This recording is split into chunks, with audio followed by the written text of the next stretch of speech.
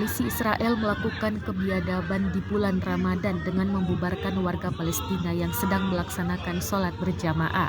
Rekamannya beredar di Instagram @aonpalestine pada Rabu 5 April 2023.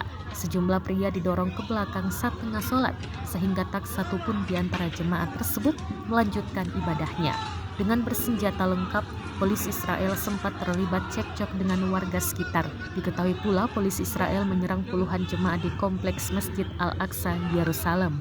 Penggerebekan terjadi sebelum fajar pada Rabu 5 April dan melukai 7 orang menurut saksi mata. Jemaah dari Palestina terpaksa meninggalkan lokasi akibat serangan tersebut. Kelompok-kelompok Palestina mengutuk serangan terbaru terhadap jemaah yang mereka gambarkan sebagai kejahatan.